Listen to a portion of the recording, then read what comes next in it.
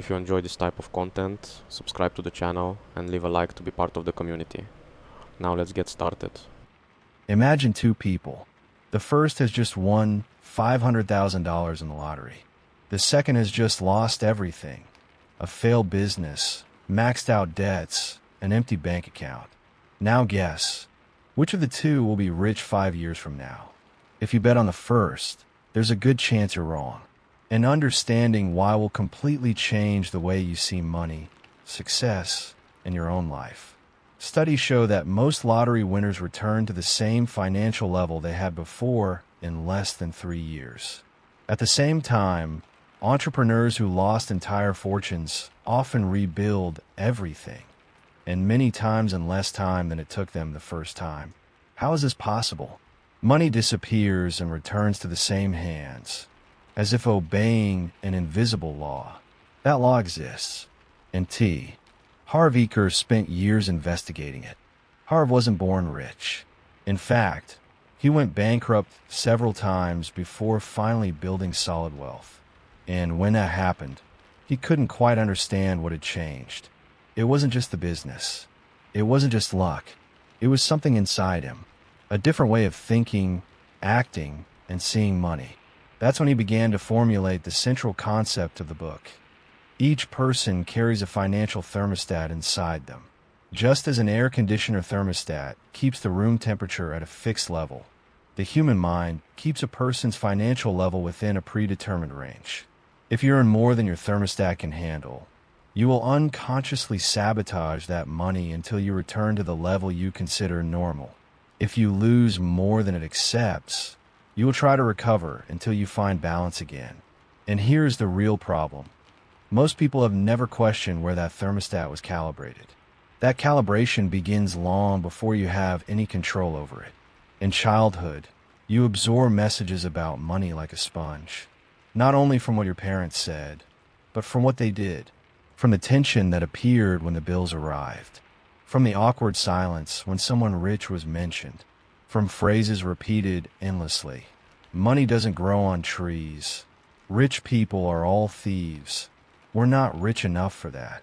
Each of these phrases entered your mind like a file, and that file has filtered all your financial decisions ever since, without you realizing it. Harv calls this financial mental programming, and it works in a direct chain. The beliefs you have about money generate specific thoughts. Those thoughts generate feelings. Those feelings determine your actions, and your actions produce your results. In other words, the financial results you have today are simply a reflection of what is programmed in your mind. Not the market, not luck, not the government. This doesn't mean external factors don't exist. They do. But Harv argues that, for most people, the number one obstacle is inside, not outside. And what makes this idea so hard to accept? Because it requires you to look at yourself with an honesty that is uncomfortable. It's much easier to blame the economy, the boss, the country, than to admit that part of the equation lives within you. But there is good news in this diagnosis. If it was your programming that created your current results, then changing that programming can create completely different results. This is not about fake positivity or magical visualization. It's about identifying concrete patterns of thought and behavior that sabotage the building of wealth and replacing them with others. That is exactly what Harv proposes with his so-called wealth files. There are 17 patterns that differentiate how rich people and poor people think, act, and make financial decisions. They are not moral rules. They are not judgments. They are observations about behaviors that produce different results. Throughout this video, we will go through the most important ones. But before continuing, one point must be clear, something Harv himself insists on emphasizing. None of these differences are genetic. None are permanent. All of them can be learned, practiced, and internalized by anyone. The first file begins with a statement that seems simple, but carries immense weight. Rich people believe they create their own lives. Poor people believe life happens to them. This distinction goes far beyond positive thinking. It determines how you react when faced with an obstacle.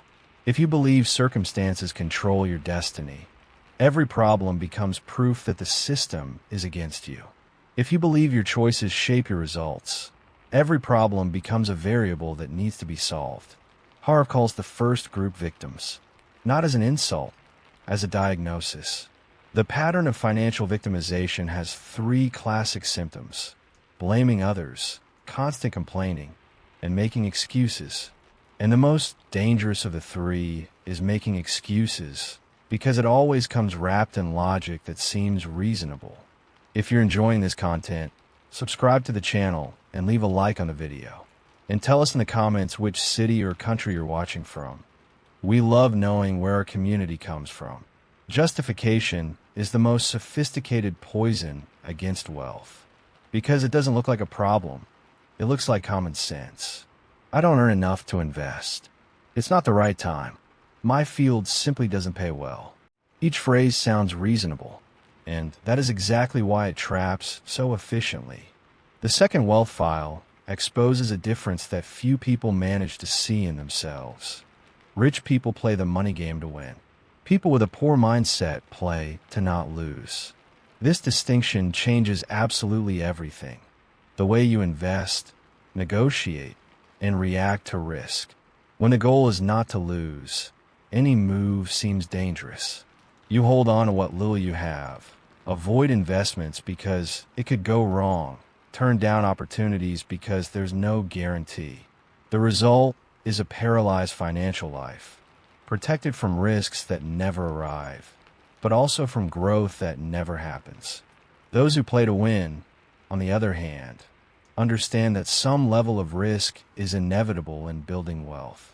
Not irresponsible risk, calculated risk, consciously accepted. This posture dramatically changes the destiny of money over time. The third file deepens this. Rich people commit to being rich. They don't wish. They decide. Harv distinguishes wanting wealth from being committed to it. Those who want to accept wealth if it comes easily. Those who are committed do whatever is necessary, within ethics, regardless of comfort. And here comes a point ignored by many people. Commitment requires that you deeply examine what you believe about wealth itself. There is a layer of negative beliefs operating in the background of the mind. The idea that being rich is morally suspicious, that money corrupts, that those who have a lot necessarily took it from someone else. As long as this belief exists, the mind will sabotage any real progress. No one commits to something they fundamentally believe is wrong. The fourth file deals with the size of thinking. Rich people think big, not in the sense of arrogance, but of scale. Harv asks, how many people do you intend to help with your work? 10, 100, 1 million? This answer determines the ceiling of what you will build. Those who solve small problems earn little. Those who solve big problems, for many people, earn a lot. The fifth file exposes a difference in focus that separates two completely different worlds. Rich people focus on opportunities. People with a scarcity mindset focus on obstacles. Faced with the same scenario, two perspectives see opposite things. One sees what can go right. The other catalogs everything that can go wrong. This doesn't mean ignoring risks. It means not letting them consume all your energy before the movement even begins. The sixth file touches on a point that creates real discomfort. Rich people admire other rich people. People with a poor mindset resent or distrust them. And this matters more than it seems. You will never become what you despise. If deep down you believe that being rich is synonymous with greed, your own mind will make sure you never enter that group. The seventh file is about association. The people you surround yourself with shape your patterns of thinking silently. Harv does not suggest abandoning friends, but he asks a direct question. Are the people around you rising or stagnating? The average of your closest circle tends to become the ceiling of what you consider possible. The eighth file reveals something that goes against common sense. Rich people are willing to promote themselves with confidence. Many people were raised with the idea that speaking well of yourself is arrogance, that your work should speak for itself. But the market does not reward those who hide. It rewards those who are seen, who communicate value, who take up space. If you genuinely believe that what you offer has real value, hiding it is not humility, it is waste. The ninth file closes this section with a turn few expect. Rich people are excellent receivers. Many people sabotage opportunities, compliments, money, and help without realizing it, because they were programmed to believe they do not deserve to receive. And this belief operates at the deepest level of identity, determining how much prosperity the mind accepts before it begins to silently self-sabotage. There is a question Harv asks in his seminars that often leaves the room in silence. How much is your time worth? Not in a poetic sense, in the literal sense. If you stopped working today, how long would the money you have right now sustain your life? 1 week, 3 months, 1 year. For most people, the answer is deeply uncomfortable, and that discomfort reveals one of the most critical points of the entire work. The difference between working for money and making money work for you. The 10th wealth file deals exactly with this. Rich people receive money while they sleep. People with a poor mindset trade hours for dollars. And when the hours run out, the money stops coming in. This is the most silent trap of modern financial life, because it looks like productivity. It looks like responsibility, but it is dependency. Harv does not say that hard work is wrong. He says that hard work without asset building is a treadmill. You move a lot and go nowhere. The question that separates the two groups is not how hard do you work, but what are you building while you work. The 11th file deepens this with a distinction that few people analyze: the difference between income and net worth. Many people obsessively focus on their monthly salary, their revenue, the amount that comes in every month. But Harv argues that income is flow, and flow without direction disappears. Net worth is what remains after all liabilities are subtracted from all assets. And it is this number, not your salary, that determines your real freedom. People who earn $20,000 a month and spend $19,800 are financially fragile. People who earn $5,000 a month, invest, and accumulate assets have a much more solid foundation. The number on the paycheck does not tell the whole story. The 12th file touches on a topic most people avoid with visible discomfort: money management. Not because it is complicated, but because it requires facing the reality of one's own habits. Harv proposes a practical system of dividing income into fixed proportions. The central idea is not restriction, it is direction. Every dollar that comes in has a defined destination before it is spent. One part goes to long-term investments, one to financial and personal education, one to deliberate enjoyment, so that the brain does not associate wealth with deprivation, one to donations, one to reserves.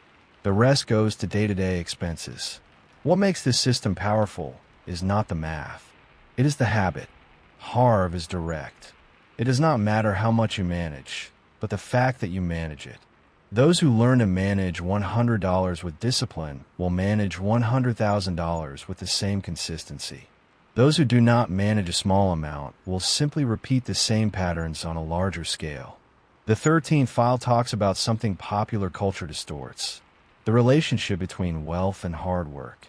Rich people are hard workers, but they work differently. They work on projects with the potential to scale, that generate value for many people at the same time, that do not depend exclusively on their presence to function. The 14th file reveals a characteristic that distinguishes those who build net worth from those who merely accumulate income. Rich people learn and grow continuously, not as a hobby, as a strategy. Every book, every course, every mentor represents an asset that multiplies in the decisions that follow. The return is rarely immediate, which causes many people to give up before harvesting it. The 15th file is where the emotional climax of the book is established. Harv states that the greatest difference between rich and poor people is not in bank accounts. It is in the willingness to act despite fear. Not the absence of fear, the ability to act with it present. Everyone feels fear before a major investment, before starting a business, before firing a bad client, before charging what the work is truly worth. The difference is that people with a rich mindset recognize the fear, recognize the uncomfortable uncertainty it carries, and move forward anyway. People with a poor mindset wait for the fear to pass, and it never passes on its own. Acting despite fear is the dividing line. But there is a question that comes after that, and that Harv asks with surgical precision. Acting toward what? Because movement without direction is just agitation, and many people confuse being busy with moving forward. The final wealth files deal exactly with that direction. And the 16th begins with something that sounds simple, but runs counter to how most people were taught to think about work. Rich people do not limit themselves to a single source of income. They build multiple streams. This does not mean doing everything at the same time or scattering yourself across 10 unfocused projects. It means that as one business or investment stabilizes, the rich person begins to build another channel, and then another, until the combined streams surpass what any single effort could generate on its own. Those who depend on a single source of income do not have freedom. They are walking a tightrope. Any change in the market, a health issue, or a crisis in the sector, and everything collapses at once. Income diversification is not a luxury for those who are already rich. It is protection for those who are still building.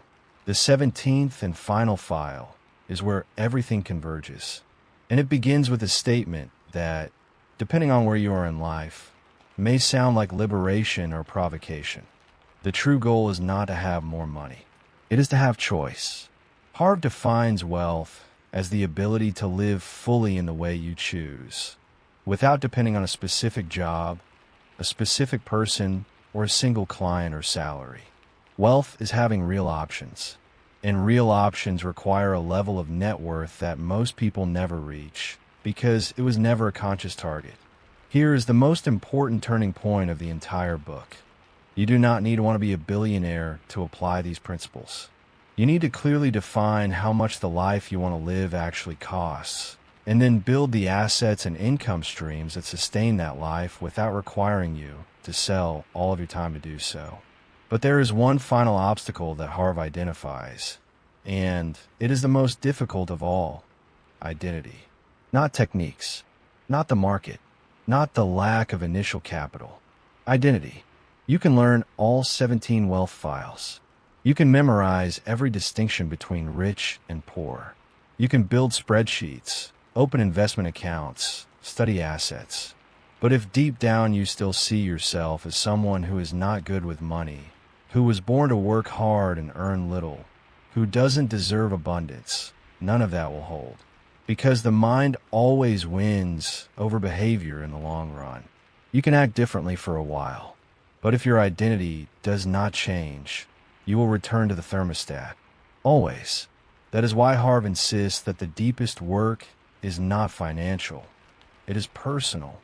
It involves examining inherited beliefs, questioning what was programmed before you had the maturity to filter it, consciously deciding which mental files to keep and which need to be replaced. This process is neither comfortable nor fast, but is the only one that produces real and lasting change. Everything concrete in a person's life, bills, investments, debts, achievements, began as a thought, as a belief, as an identity. Money does not transform people. It amplifies them. Those who are anxious with little become more anxious with much. Those who are generous with little become more generous with much. Those who have discipline with $500 apply that same discipline with $500,000. The internal pattern always precedes the external result. And the final lesson that Harv Eker leaves is this: lasting wealth does not begin in the bank. It begins in how you see yourself, in what you believe you deserve, in the size of the game you decide to play. Change that, and the numbers will follow. If this content made you think differently about money, subscribe to the channel, leave a like, and tell us in the comments which city or country you're watching from. Every comment helps this content reach more people.